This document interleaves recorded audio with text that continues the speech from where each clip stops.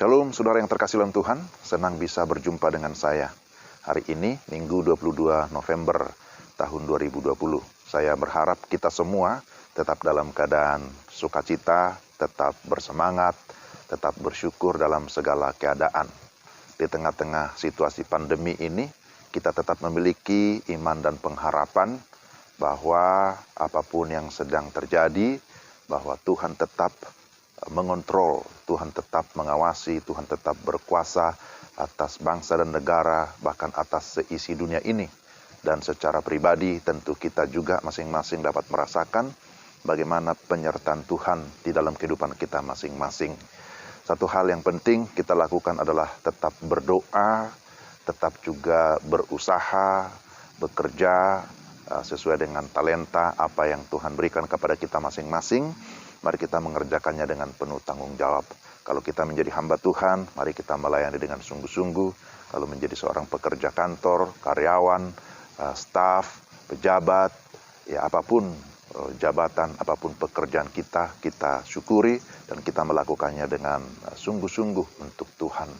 Kita juga tetap harus memperhatikan bagaimana relasi dengan sesama, bagaimana kita juga menjaga hati dan pikiran kita. Firman Tuhan berkata, jagalah hatimu dengan segala kewaspadaan, karena dari situlah terpancar kehidupan.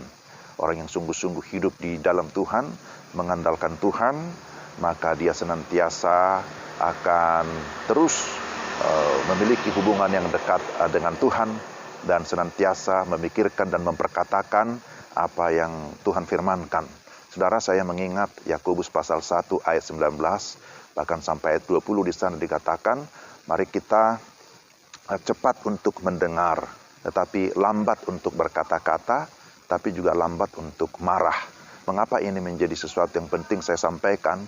Karena akhir-akhir ini kita banyak sekali mendengarkan perkataan-perkataan yang beredar, baik di media sosial ya, entahkah itu melalui televisi, melalui YouTube, melalui chat-chat, grup WA dan lain sebagainya.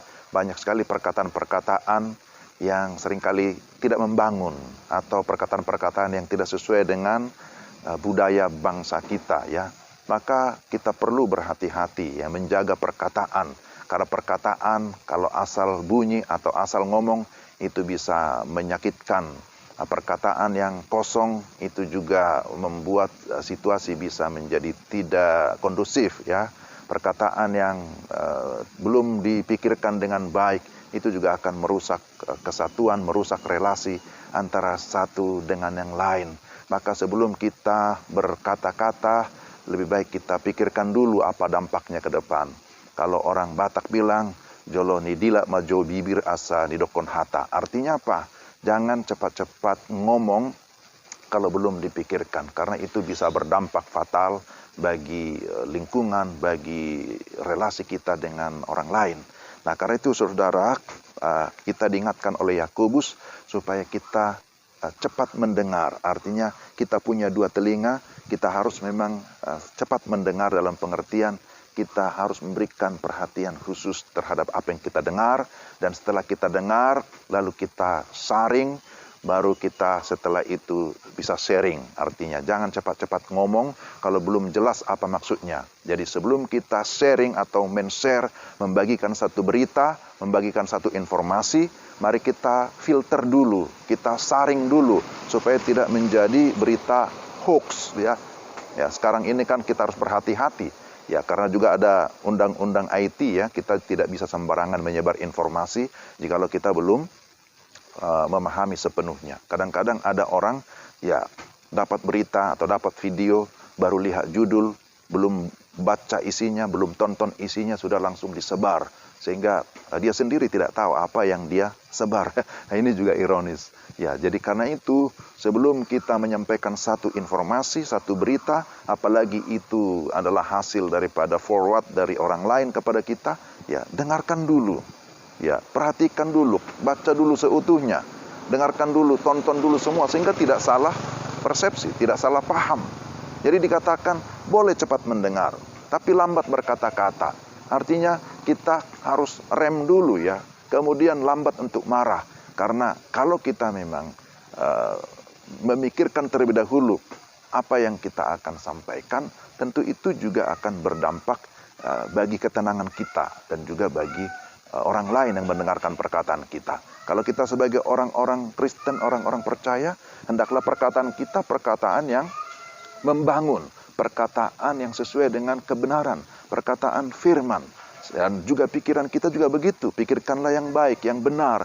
Pikirkanlah yang sedap didengar. Pikirkanlah yang apa yang sesuai dengan kehendak Tuhan. Sehingga dengan demikian, kehidupan kita, perkataan kita, pikiran kita bisa berdampak positif dimanapun kita berada. Menjadi perkataan yang membangun, dan melalui perkataan kita orang dihiburkan, melalui perkataan kita orang juga ditenangkan, melalui perkataan kita orang juga akhirnya bersyukur, memuji, memuliakan Tuhan. Saya kira begitu ya. Sehingga dengan demikian keberadaan kita di tengah-tengah lingkungan kita, di tengah keluarga, di tengah bangsa, dimanapun kita berada, sekali lagi sungguh boleh mencerminkan kemuliaan Tuhan. Karena memang untuk itulah kita ada di tengah-tengah lingkungan Tuhan tempatkan, supaya kehidupan kita sungguh boleh mencerminkan kemuliaan Tuhan, boleh menjalankan kehendak Tuhan, bisa menjadi berkat bagi banyak orang dimanapun kita berada. Kiranya Tuhan terus memberikan kita hikmat, memberikan kita kemampuan untuk dapat melakukan yang terbaik bagi hormat dan kemuliaan nama Tuhan.